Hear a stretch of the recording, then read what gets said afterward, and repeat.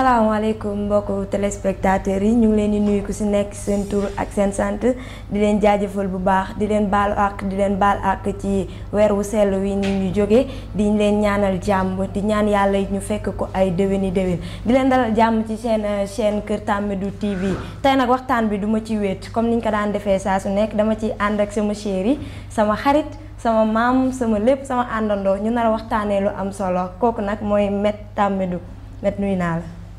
jërëjëf Coumba Touré nuyu naa la ziar naa la yooyu aussi di ndokkeel téléspectateur Kër Tambadou TV yëpp. si korité bi di ñaan yàlla nangu ñaan yëpp. te aussi ñu fekke ko ay déwén yu bëri bëri. amiin amiin mais tey nag dañoo nar a waxtaanee loo xamante ni dafa am solo loolu amati solo sax lañ war a waxtaanee. ñu dugg ci li nga xamante ni mooy wàllu année scolaire bi ak Covid 19 bi ban jàngat nga am ci ubbitib école yi ak Covid 19 bi. waaw jërëjëf Coumba di la gërëm si laaj bi maa ci sawar a tontu ndaxte effectivement si contexte boobu lañ nekk tey képp ku nekk parent d'élève nga nekk si dëkk bi ñëpp xam nañ ni yëngu-yëngu bi yëpp si côté boobu la demee. ndaxte fi mu nekk nii ñëpp xam nañ ni fi mu ne nii le 2. classe yi war nañu ubbi te loolu nekk na benn situation boo xamante ne yëngu-yëngu bu rëy la si biir réew mi. léegi man ni ma ko jàngatee. mooy que situation de stress la. ndaxte ñëpp xam nañ ni situation bu ñuy dund actuellement nekkul lu kenn mën ci expérience am maanaam lu fi mësta am la. bon nag lu fi mësta am boo amee dañuy jàpp ni expérience mënu ko faj maanaam au jour le jour la ngay dund rek bés bu nekk lu taxaw rek. solution problème bu taxaw rek nga jëm ci andi solution. loolu moo tax cafouillage bi ak yëpp bëre mu ànd benn stress bu rëy bu ñuy constaté ci autorités yi.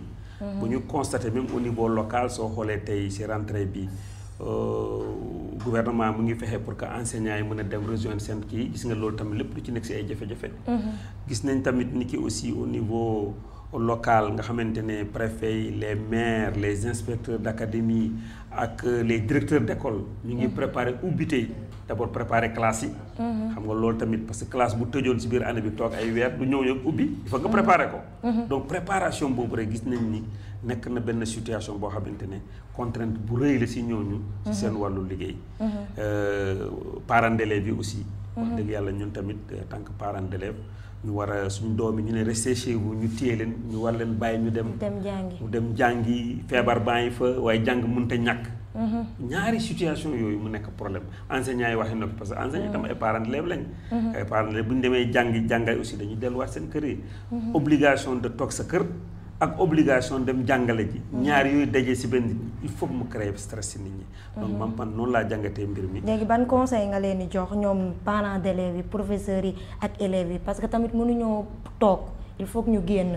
bu ñu toogee dañuy toog pour protéger wu mais il faut que tamit ñu génn ban conseil nga leen di jox ci situation bi. waaw xam nga fi mu ne nii toujours rek nu ko autorité yàgg defee rek geste barrière yi. nañu jël nañ ci góorgóorlu parce que tamit ñu ngi koy bëgg a xaw a miin nag léegi. ñu ngi koy xaw a bëgg a miin même aussi ñaareel bi tam nee nañu aussi il faut qu'on apprenne à vivre avec le virus donc loolu tamit bu mu tax ba à aucun moment ñu naagu mbaa ñu wàccee suñu loxo. ñu góorgóorlu ba nga xamante ne geste barrière yi ak recommandation yi joxe. ñu def lépp pour respecter ko. loolu laay jëkk jox comme conseil en attendant ñu egg ci yeneen domaine. rentrée scolaire bi dafa mel ne élèves yi nga xamante ni ñoom ñooy def examen kese ñoom ñoo war a mën a dem jàngi ji n'est-ce pas. te examen aussi doon na loo xamante ni dafa rëy métti. du élève bu nekk moo ko mën a gérer ban conseil aussi nga leen di jox pour que ñoom ñu mën a dal ak ban méthode la ñu war a mën a utiliser pour mën a dal. waaw xam nga examen. dafa nekk mbiru xëccoo lay xaw a niroon. kuy dem examen ak kuy dem làmb ak kuy dem match de football ak kuy dem compétition bu mënti doon. généralement surtout examen comme walla boo xam ne amul match nul. da ngay gagné mbaa ñu gagné la bon loolu xam nga combat bu mel noonu ku fay dem dafay xaw a métti. métti bi lu koy andi mooy que dafa am ñaari sentiment yoo xamante ne ñooy nekk ci yow. te yooyu toujours dañ lay bëma yi dalay xëcc fi bi xëcc la mooy yenn sentiment benn bi ragal gàcce. parce que boo amee defet da ngay ragal gàcce boobu dafay nekk sentiment boo xam ne daf lay habité.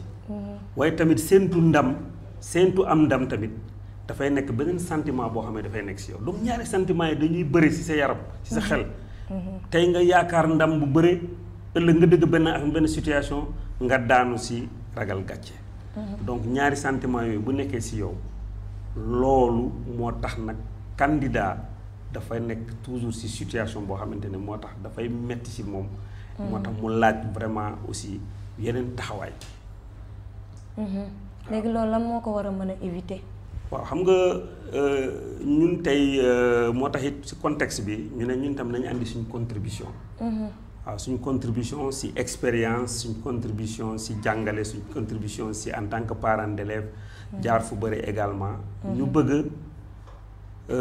yokk chance su xale yi si réussite examen bi mooy lan mooy nga fexe ba sentiment boobu nga xamante ne mooy séentu ndam mu ëpp doole sentiment boo xam ne ragal gàcce parce que boo nee ragal gàcce rek am na image yi ngay gis sa xel waaye nga xalaat sa noon ñii ñu ngi lay reetaan ñi ñu ngi lay kolaas sa yaay mu ngi am déception sa parent sa yeneen sœurs yi sa frère yi demee noonu sa papa coono bu mu def si ñoom ñu lay yaakaar yëpp waaye tamit séentu ndam moom image la tamit boo kiyee ni ngay dawee kër ga gars yi yëkkati te feetal la yëkkati la doon mbégte bu ci nekk donc xam nga ñaari sentiment yooyu ñaari image yooyu dalay habité donc ñun tey lu ñu bëgg a jàngale mooy fexe ba sentiment boo xamante ne mooy séentu ndam ëpp doole sentiment boo xamante ne mooy ragal gàcce voilà loolu daal mooy ñaari yoo xamante ne dinañ loolu la ñu sentiment yooyu noonu yan la war a mën a nekk waaw léegi nag bu ko defee loolu xam nga doomu adama yàlla daf ko may ñeenti yëf yoo xam ne yooyu mooy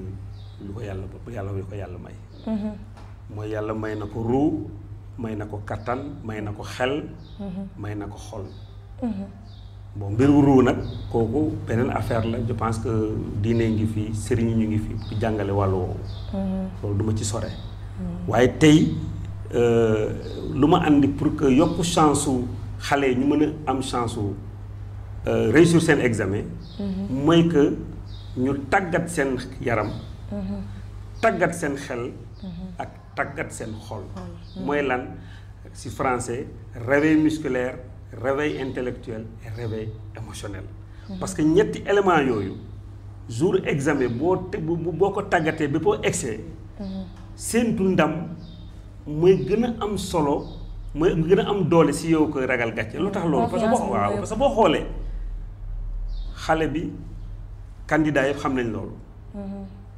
même footballeur yi xam nañ loolu boo nekkee entraînement li nga mën a def si entraînement boo duggee si match doo ko mën am na luy wàññeeku si yow boo nekkee kër ga ana li ñu lay jox pour nga réviser exercice yu ñu lay jox facilement da nga koy trouver mais boo eggee examen ñu jox la même exercice nga raté ko loolu lu ko waral nag si loolu lañ nekk di nag système bu ñu joxee nii si loolu lay xeex pour que capacité bi nga am sa kër nga xamante ne exercice bi ñu la jox nga trouver ko noonu ngay demee bi su salle examen sa même puissance bi nga yoroon noonu moom tamit ngay demee salle d'examen lu ñu la jox rek nga dóor ko mu daan alors donc mooy lan réveil musculaire réveil intellectuel ak réveil émotionnel ñett la simple bu leen yaakaar ne lu sore la ñett la étirement la décompte waaw réveil musculaire mooy étirement étirement bi mooy loo xamante ne boo leen def exercice éducation physique seen prof d'éducation physique yi souvent nañ leen jox quelques exercices yu ndaw pour ngeen tàngalu balaa ngay attaquer effort loolu rek la étirement juste pour def benn petit réveil musculaire sa néeg sa chambre sa kaw la soxlawul sax génn waxuma leen waxuma nga dem def physique mbaa ay sport waxuma loolu benn la ensuite deuxièmement mooy réveil intellectuel boobu nag décompte la tudd décompte xam na am na compter ak décompter donc décompter boobu dafa nekk loo xamante ne d'abord fu mu ñu présenté ko yow lay jëkk jox exercice bi nga décompter léegi dama bëgg nga compter ma ba 50 après nga compter ma 50 ba 0 ñu xool te ci lañ mën a loolu mooy expérience ma bëgg nga defal ma ko. bismillah 1 2 3 4 5 6 7 8 9 10 11 12 13 14 15 16 17 18 19 20 21 22 23 24 25 26 27 28 29 30 31 32 33 34 35 36 37 38 39 40 41 42 43 44 45 46 47 48 49 50. très bien léegi nag décompté de 50 ba 0 17 da commencé 50 49 48 47 46 45 44 43 42 41 30. voilà te de gis nga ko. 39. voilà te de gis nga ko donc disposer wu loolu de toute ta puissance. mais loolu yombul de. non yomb na léegi liggéey entraîner la. léegi loolu ban njëriñ lay def. loolu ban njëriñ lay def mooy que nit ki loolu da nga koy entraîner normalement képp ku jóg suba loolu exercice pour tàggat sa xel la. soo mënee compter chaque jour de 100 à 0 da nga ko war di ko entraîner doo ko jóg rek man ko. boo koy def de 100 à 0 lu muy entraîner mooy que sa xel bi day disponible. question bu ñu la posé sa mémoire dina disponible daal réponse ba dana ñëw.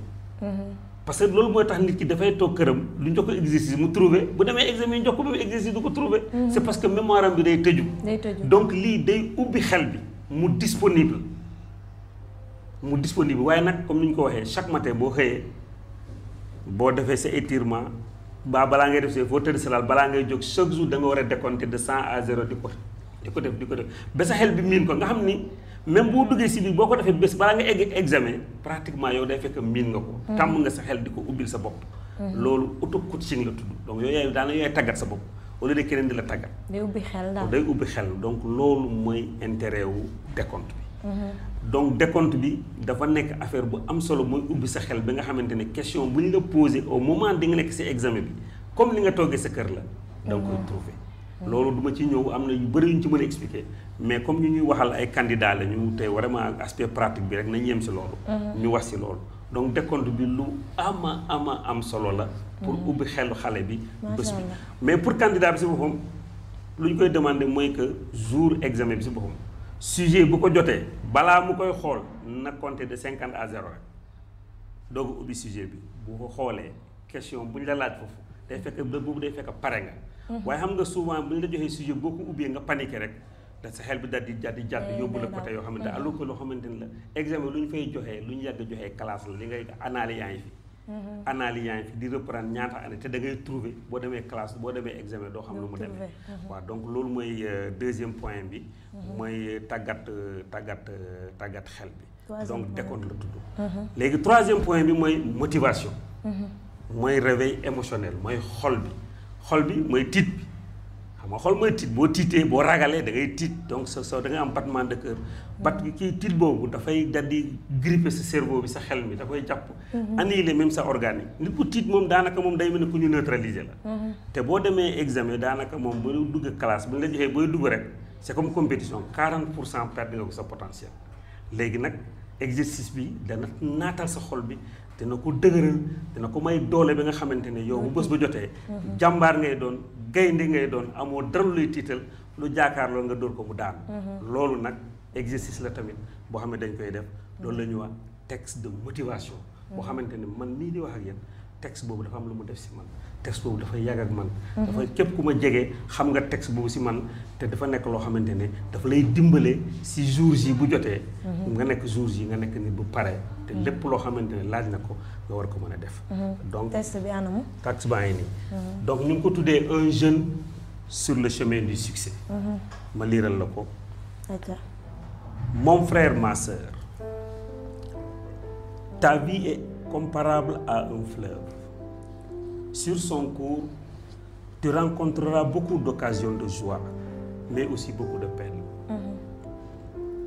Des fois, de nombreuses situations de facilité se présenteront à toi, mais aussi souvent, les choses et les faits seront très amers. Il s'ouvrira devant toi des chemins droits sans aspérité, mais aussi tu seras confronté à des pièges, à des méchancetés, à des mesquineries, à des frustrations, à des foutaises même. Certaines circonstances feront de toi le pôle d'attraction et feront monter ton orgueil, ta vanité, ton égocentrisme.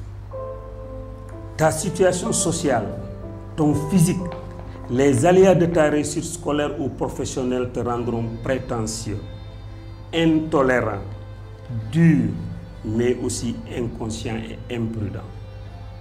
Devant de multiples situations, tu manqueras d'expérience, de jugement. Alors écoute ceci.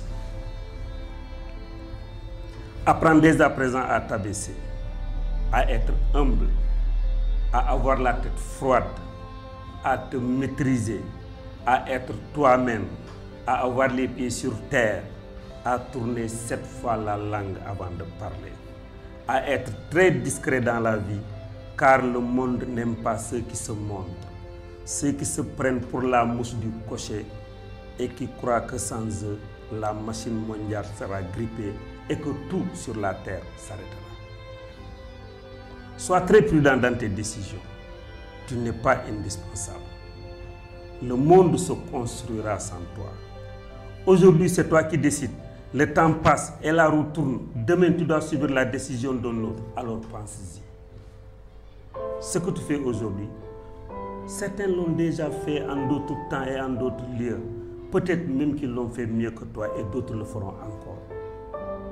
La vie est impitoyable face à certains agissements. Je répète, la vie est impitoyable face à certains agissements. Je ne souhaite pas qu'il t'arrive ce que certains de nos amis qui avaient pourtant pris un excellent départ dans la vie ont connu. Tu es encore jeune, tu as tout l'avenir devant toi. Tu as certes toutes les armes pour lutter. C'est la raison pour laquelle je voudrais que tes victoires soient des victoires irréfutables, des victoires éclatantes qui font suite à des combats honnêtes et dignes, des victoires qui accroîtront ton discret prestige et propulseront ton être au sommet de tes objectifs, de ta gloire et du rehaussement de ta personnalité sans te faire perdre la tête. Je reprends. Je ne souhaite pas qu'il t'arrive ce que certains de nos amis qui avaient pourtant pris un excellent départ dans la vie ont connu. Tu es encore jeune, tu as tout l'avenir devant toi, tu as certes toutes les armes pour lutter. C'est la raison pour laquelle je voudrais que tes victoires soient des victoires irréfutables, des victoires éclatantes qui font suite à des combats honnêtes et dignes, des victoires qui accroîtront ton discret prestige et propulseront ton être au sommet de tes objectifs, de ta gloire et du rehaussement de ta personnalité, sans te faire perdre la tête. Alors, ensemble, cherchons les voies meilleures pour le succès de notre vie. On fait comme ça, ok? Je suis persuadé que tu sais non seulement écouter, mais aussi comprendre. Merci. macha allah am na solo. léegi ñu ñëw ci test bi rek xool nañ koy détaillé. parce que premier paragraphe bi yaa ngi ciy souligné mooy creux yi nga xamante ni moom la jeune mën a jànkonteel. waaw ndax yaa ngi ciy wax ay ñaawteef yoo xamante ni mi ngi suñu kanam. te xamuñu sax nan nañ koy mën a gérer. loolu la ñuy toj ba pare après ñu ñëw ci leneen li. waaw xam nga fi mu nekk nii. ci premier paragraphe bi. lu mu fa jàngal dafa am solo. man dama ko tuddee les incontournables c'est-à-dire kenn mënu ko contourner xaaral ma répété waat la ko. Ta vie est comparable à un fleuve et sur son cours tu rencontreras beaucoup d'occasions de joie mais aussi beaucoup de peine. Des fois de nombreuses situations de facilité se présenteront à toi mais aussi et très souvent les choses et les faits seront très amers. Il s'ouvrira devant toi des chemins droits sans aspérité, mais aussi tu seras confronté à des pièges, à des méchancetés, à des mesquineries, à des frustrations, à des foutaises. Maanaam piège, méchanceté, mesquinerie, frustration ak foutaise kenn mënu ko contourner boo nekkee ci yoonu ndam. Donc ñun bu ñu tàggat xale dañ lay wax ni ki lii mënoo ci dara loo xam ne la mu ngi ci yoon bi te dina fa nekk yoon bi nga bëgg a jël fa la nekk. faw nga jaar waaw foog nga jaar ci. waaw loolu daal mooy loolu donc c'est des incontournables de la vie sur le chemin du succès. waaw. deuxième paragraphe bi nag mi ngi expliqué. waaw deuxième paragraphe bi moom lu mu expliqué mooy kooku mooy rëy la vanité l'égocentrisme et l'orgueil yooyu ay feebaru ruu la. waaw da ngay moytu feebaru ruu la parce que souvent ku mu dal du ko xam dafay jàpp ni àdduna bi noonu la war a demee. feebaru ruu mooy égocentrisme vanité ak orgueil. Ça c'est des maladies te loolu boo xoolee diine lu mu ci wax ak aada yi tout le temps ñu ngi blâmer nit yu am comportement mais ce que les gens doivent comprendre c'est que ku mel noonu moom xamul ni dafa feebar. parce que feebaru la doo ko gis parce que ruu moo gën a kawe xel donc doo ko gis donc yow da nga jàpp ni noonu nga war a melee noonu la baaxee ñi dañ la bañ ak dañ la jaloux yu demee noonu fekk loola donc xale bu nekk si yoonu ndam da nga koy ne bàyyil xel ni feebar boobu mu ngi fi bu ko defee bu dee si mu ngi si yow nga commencé ci bay xel mooy nag lu mooy topp noonu donc ça sont les incontournables moo nekk noonu. waaw donc voilà. toi ñu ñëw si troisième paragraphe. waaw troisième ak quatrième paragraphe bi lu mu jàngale mooy. apprendre dès à présent à t'abaisser, à être humble, à avoir la tête froide, à te maîtriser, à être toi-même, à avoir les pieds sur terre, à tourner 7 fois la langue avant de parler, à être très discret dans la vie, car le monde n'aime pas ceux qui se montrent, ceux qui se prennent pour la mouche du cocher et qui croient que sans eux, la machine mondiale sera grippée et que tout sur la terre s'arrêtera. Sois très prudent dans tes décisions, tu n'es pas indispensable. Le monde se construira sans toi. C'est toi qui décides aujourd'hui. Le temps passe et la roue tourne. Demain, tu dois subir la décision d'un autre. Alors pense-y.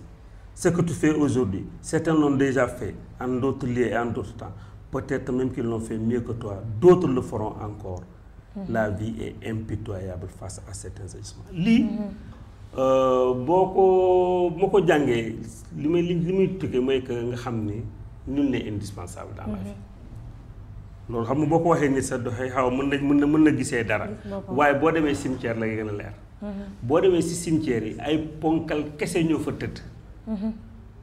yoo xamante ne ñoo fi yoroon adduna bi di ko doxal te tey adduna baa ngi dox adduna bi yàllaa ko moom. ëpp la daraja ëpp la lépp te ñu ngi tëdd tey yàlla def na ñu ngi jël adduna baa ngi dox sans ñoom.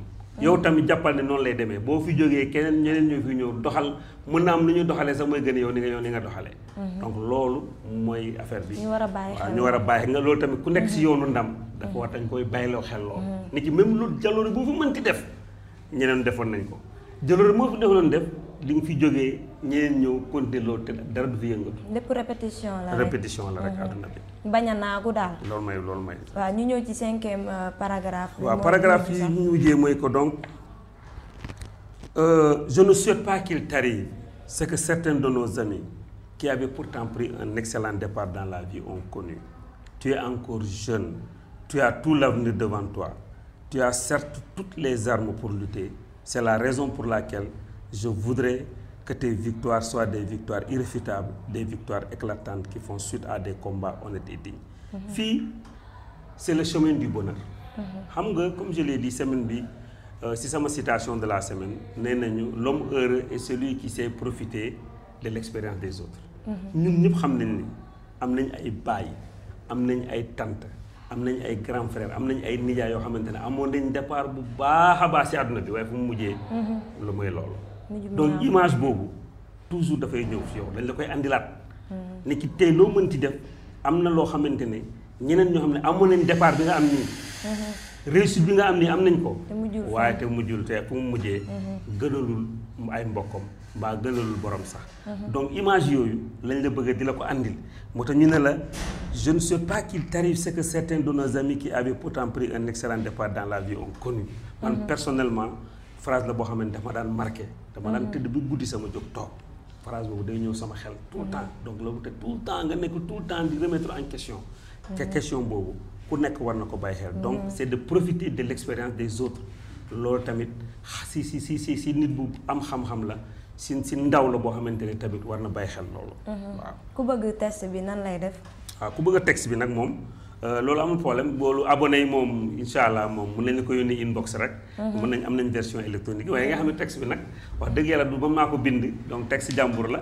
waaye nag dañ koy utiliser rek waaw dafa ma marqué ma bëgg ko partager ak xale yi. ak ma terminer donc par des victoires qui accroîtront ton discret prestige et propulseront ton être au sommet de tes objectifs de ta gloire et de réussite foofu maturité la. donc li texte bi daf la yóbbu si maturité ñaar la courage ak respect xam nga les gens trop courageux sont arrogants. fa ngay moomatu fa ngay jëm. les gens trop respectueux dangay ba nga baal ma dañuy xaw a tooy. donc nit ñi bu ñu jaawaatlee arrogance ak tooy ñu naan courage ak respect. un homme mature dafay am courage de faire, de dire et d'être ce qu'il doit être, faire ce qu'il doit faire et être ce qu'il doit être, mais aussi il doit respecter en toutes circonstances. Le respect dafa war a demeurer en toutes circonstances. loolu ñaar yooyu nag neexul nag c'est des contradictions ñaari contradiction foog nga wut équilibre bi yombul parce que boo pensé si benn bi rek arrogance nga jëm boo pensé si beneen bi yaa ngi dem si taux yi nit bu taux yi nag wax dëgg yàlla mënta régler dara te yooyu yëpp lu war a nekk si nit ki la lu war a nekk si donc nañu xam ni ci maturité la lay jógu donc lii mooy émotion donc lii boo koy lire chaque fois soit maître bi moo koy liiral élèves yi mbaa parent d'élève bi sa doom balaa muy jóg nga defal ko mbaa élève bi si boppam di ko defal boppam dana tàggat sa xol dina naatal sa xol da nga xamante ne yow daanaka moom situation boo jaakaar lool daanaka yaa koy ëpp te dina la jàngal waaw te dina la jàngal waaw macha allah am na solo ñu bàyyi la nga tàggatoo ak mbokk téléspectateurs yi waaw bon nag jërëjëf ma remercier aussi sama xarit bi Koumba Touré di ko jaajëfal vraiment si liggéey bi mu nekkee comme ni ma leen ko waxee rek sama sët la sama jabar la sama xarit la moo tax it ñu mën a gën a waxtaan parce que day mel ni maam buy waxtaan ak sëtam la rek parce que waxtaan bi si format bi loolu la maam buy waxtaan ak sëtam la rek bu ko defee ñu tàggatoo waa Kër Tambadou TV di leen gërëm di leen sant ba jeudi prochain incha allah di leen rappeler rek ne leen ni chaque jeudi di ngeen am waxtaan wu am solo wi nii si seen chaîne Kër Tambadou TV man nag ma leen di jox dig daje jeudi prochain ak yeneen waxtaan yu gën a am solo man ak sama maam ji sama chéri sama xarit sama lépp ñu nar a waxtaanee yeneen affaire yu am solo jaa ngeen jëf